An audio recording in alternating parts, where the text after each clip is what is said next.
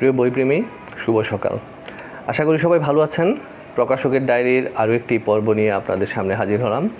আজকে কথা বলবো বাংলাদেশের সৃজনশীল যে প্রকাশনা ইন্ডাস্ট্রি কিংবা জগৎ, সেই জগতের স্টেক হোল্ডার নিয়ে। মূল কথা শুরুর আগে ছোট্ট একটি গল্প বলতে চাই।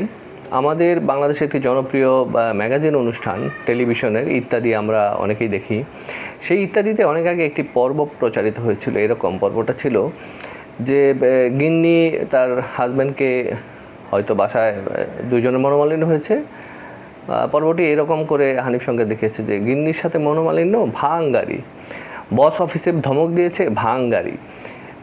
কেউ হয়তো বন্ধুবান্ধব ঝগড়া করেছে, ভাঙ গাড়ি। মানে মোরাল অফ দ্য স্টোরি ছিল যে গাড়ি ভাঙচুর নিয়ে উনি একটি পর্ব করেছেন। এবং যেটা হচ্ছে যে খুব অল্প কারণে মানুষ মানে গাড়ি ভাঙচুর করতে, এটি ছিল বাংলাদেশের একটি রাজনৈতিক সংস্কৃতি। সেই সংস্কৃতির উনি দেখানোর চেষ্টা করেছেন যে চুন থেকে পান খসলে আসলে গাড়ি ভাঙচুর হতো।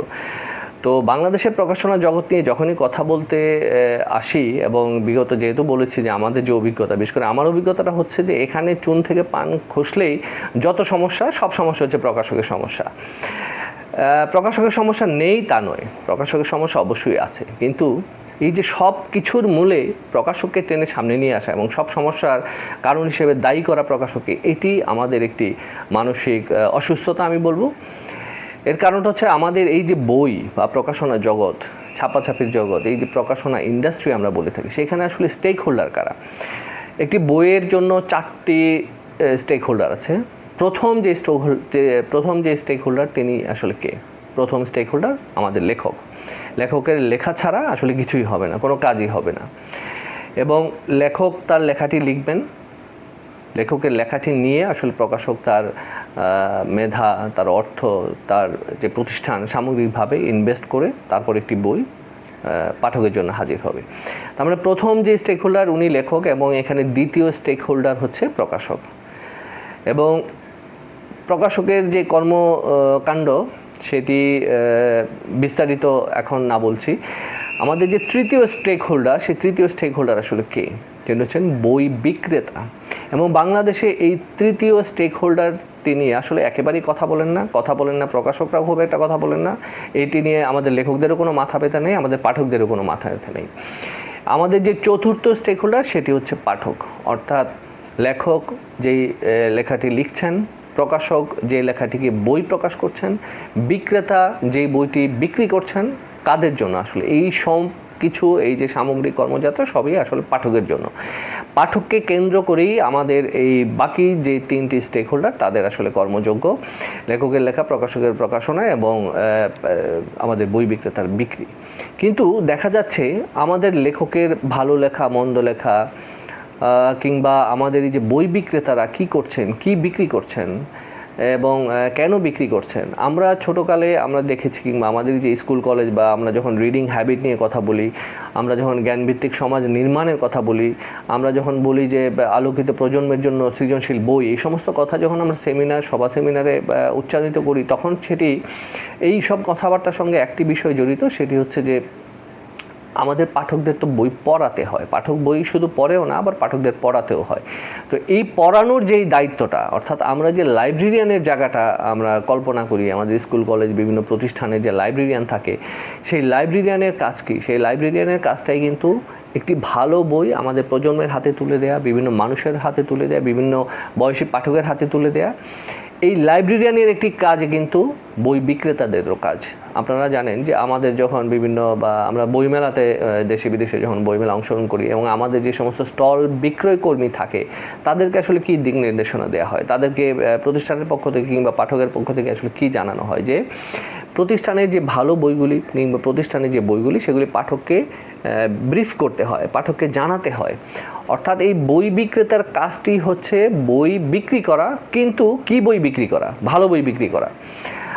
লেখকের কাজ যেমন লেখা, শুধু যে কোনো লেখা নয়, লেখকের কাজ ভালো বই লেখা, ভালো কন্টেন্ট লেখা, ভালো কন্টেন্ট তৈরি করা। প্রকাশকের কাজ ভালো বইটি প্রকাশ করা, প্রকাশকের কাজ ভালো বইটি ভালোভাবে প্রকাশ করা।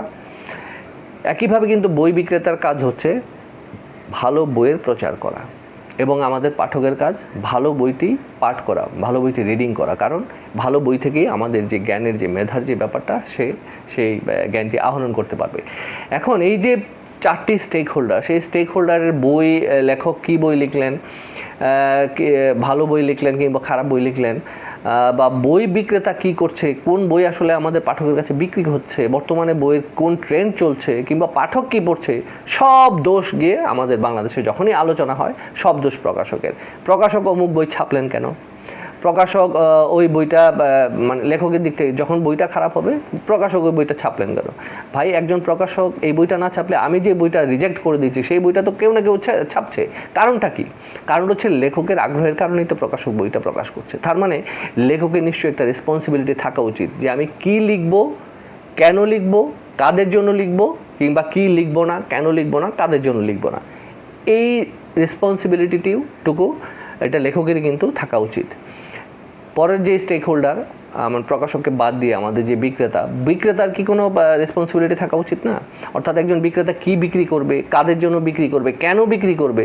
আমরা তো সবাই বলেই থাকি যে আমাদের বইয়ের যে ব্যবসা সেই ব্যবসাটা আলু পটলের ব্যবসা না। যদি আলু পটলের ব্যবসা না হয়, এই ব্যবসাটা যদি সত্যিকার অর্থে জ্ঞান বিস্তারের জন্য হয়, আমাদের মন ও মগজকে আন্দোলিত করার জন্য হয়, আমাদের এই বিজনেসটা যদি হয় যে আমাদের আলোকিত প্রজন্ম তৈরি করব, আমরা ভালো রিডার তৈরি করব, আমরা নতুন প্রজন্মের হাতে ভালো বই দিব, ভালো কন্টেন্ট দিব, যদি এইটা হয়ে থাকে তাহলে আমাদের বই বিক্রেতা যে সমস্ত বই বিক্রি করছেন, আমাদের বই বিক্রেতা, আপনারা দোকানে যান, গিয়ে দেখেন কোন বইগুলি তার দোকানে পাওয়া যায়, যেই বইগুলি পাঠক চাচ্ছে, এখনকার ট্রেন্ড চলে, সেই বইগুলি কিন্তু আমাদের বিক্রেতার দোকান ভর্তি সয়লাভ হয়ে থাকে।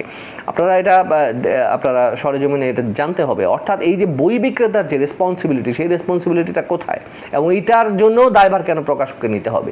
লেখকের খারাপ লেখার দায়ভারও কেন প্রকাশককে নিতে হবে? এবং পরবর্তী লাস্ট যে স্টেক হোল্ডার, অর্থাৎ পাঠক পড়ছে, পাঠক রুচিটা কোন দিকে যাচ্ছে, পাঠক রুচির জন্য আমাদের কি করণীয়, লেখকের কি করণীয়, পাঠক রুচি তৈরি করার জন্য আমাদের যে বই বিক্রেতা তাদের কি করণীয়, সেটাও আলোচনা হওয়া উচিত। কিন্তু সেখানেও দোষ সেই একই প্রকাশকের। অর্থাৎ বাংলাদেশের এই প্রকাশনা ইন্ডাস্ট্রিতে যত সমস্যা, সব সমস্যার মূলে ওই প্রকাশক। তো এই যে দোষারোপের যে সংস্কৃতি, এটি আমরা বলে থাকি, আমাদের অভিজ্ঞতায় এটি সবচেয়ে বাজে একটি সংস্কৃতি এবং এটি একটি অসুস্থতামূলক সংস্কৃতি। একজন প্রকাশক হিসেবে আমার এই যে বিগত সময়ে যে পথ চলা, আমি মনে করি যে বাংলাদেশের প্রকাশনা জগৎকে আমরা যেটা বলি যে আমরা একটি ইন্ডাস্ট্রির উপর তৈরি করতে পারছি না, কিংবা আমরা পেশাদার হিসেবে সামনে এগিয়ে যেতে পারছি না, এর মূল কারণটা হচ্ছে লেখক, প্রকাশক, বইপ্রেমী, বই বিক্রেতা এবং পাঠক, এই যে চারটা প্রধান স্টেক হোল্ডার, সেই স্টেক হোল্ডার আমরা পারস্পরিক হাত ধরাধরি করে আমরা সামনে এগিয়ে যেতে পারছি না। এই চেইন অফ কমান্ডটা আমরা যখন রক্ষা করতে পারছি না বলি বাংলাদেশের প্রকাশনার একটি লেজে গোবর অবস্থা, এবং এই লেজে গোবর অবস্থার মূল কারণ হচ্ছে শুধুমাত্র প্রকাশককে দায়ী করা। প্রকাশকের রেসপন্সিবিলিটি আছে, অবশ্যই আছে, এবং এই রেসপন্সিবিলিটি পালন করতে গিয়ে একজন প্রকাশক বারবার একা হয়ে যান। সেটা এই প্রকাশকের ডায়েরি আমি বিভিন্ন পর্বে আলোচনা করার চেষ্টা করব। আজকের আমার এই পর্বের আমার যে মূল ফোকাস, সেটি হচ্ছে আমাদের লেখকরা, আমাদের বই বিক্রেতারা এবং আমাদের পাঠকরা দয়া করে আসুন আমরা যার যার রেসপন্সিবিলিটি জায়গাটাকে ফাইন্ড আউট করি এবং তারপর দোষারোপটা করি। আমাদের লেখক যদি ভালো লেখা লিখে সে প্রকাশ না করতে পারে, আমাদের বই বিক্রেতা যদি ভালো বই বিক্রয় করতে কোনো সমস্যা হয়ে থাকে, আমাদের পাঠকদের যদি ভালো বই পড়তে কোনো সমস্যা হয়, তখন আপনারা রেসপন্সিবিলিটি প্রকাশককে দিবেন। এবং মনে রাখবেন যে এখানে স্টেক হোল্ডার মানে কিন্তু বই বিজনেসে কিন্তু শুধুমাত্র প্রকাশকই লাভবান হচ্ছে তা না।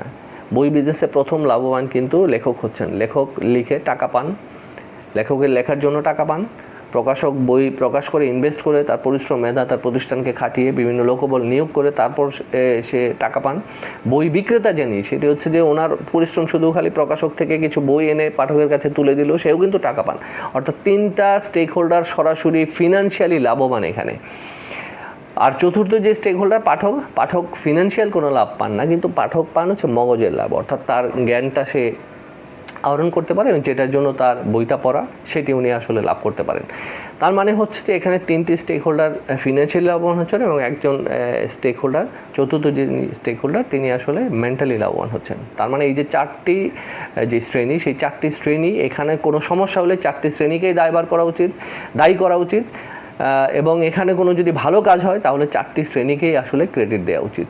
আশা করি এই বিষয়টা আপনারা যারা লেখক আছেন, আপনারা যারা প্রকাশক আছেন, আপনারা যারা বই বিক্রেতা আছেন, একই সঙ্গে যারা পাঠক আছেন, যারা বই প্রেমী আছেন, এখানে যারা বইকে ভালোবাসেন, সবার মিলিতভাবে এই বিষয়টি একটু সচেতনতা জরুরি। এই সচেতনতা জরুরি কারণেই মূলত আমার এই কথাগুলি বলা। অর্থাৎ বাংলাদেশের প্রকাশনার জন্য সব কাজের জন্য শুধুমাত্র প্রকাশকে দায়ী না করে আসুন আমরা আমাদের যার যার জায়গা থেকে সবাই রেসপন্সিবল হই এবং সবার রেসপন্সিবিলিটি আরও যাতে বৃদ্ধি পায় সেই প্রত্যাশা আপনাদের কাছে ব্যক্ত করি। আজকে আলোচনাটা এখানেই শেষ করছি। আশা করি কাল কিংবা পরশু আবার নতুন নতুন বিষয় নিয়ে আপনাদের সঙ্গে হাজির হব। আমার মূল কাজ হচ্ছে বাংলাদেশের প্রকাশনার যে জায়গাটা, সেই জায়গাটাকে সবাই মিলিতভাবে আমরা কিভাবে ভালো কাজ করতে পারি, সেই জায়গাটা আমাদের সমস্যাগুলি চিহ্নিত করে এবং আমাদের সম্ভাবনার জায়গাটাকে সামনে রেখে কিভাবে আমরা পারস্পরিক সহযোগিতার মাধ্যমে আমরা আমাদের সাপনিক পথে এগিয়ে যেতে পারবো। আমার মূল উদ্দেশ্য আসলে এটাই। আসুন একটু ভাবি এবং সবাইকে ভাবার জন্য পরামর্শ দিচ্ছি এবং সবাইকে এই বিষয়টি একটু জানিয়ে দিবেন। আবারও বলছি, প্রকাশকের ডায়েরি বাংলাদেশের বিভিন্ন প্রকাশনা জগতের বিভিন্ন সমস্যা, সম্ভাবনা এবং আমাদের স্বপ্নের জায়গাটাকে তুলে ধরার জন্যই মূলত চেষ্টা করা। আমি আমার অভিজ্ঞতা থেকে বিভিন্ন কথা বলবো এবং আমি চাইবো যে আপনারা বিভিন্ন মন্তব্য করে, আপনাদের যদি মনে হয় কোনো বিষয়টা আমার সাথে দ্বিমত আছে, আপনারা প্রশ্ন করতে পারেন এবং আপনারা মন্তব্য করতে পারেন। আপনাদের মন্তব্য বা প্রশ্ন থেকে আমি হয়তো সামনের পর্বে, কাল পরশু কিংবা সামনের কোনো পর্বে আপনাদের এই বিষয়গুলো নিয়ে আলোচনা করব, কথা বলবো। সবার জন্য শুভকামনা, ভালো থাকবেন সবাই।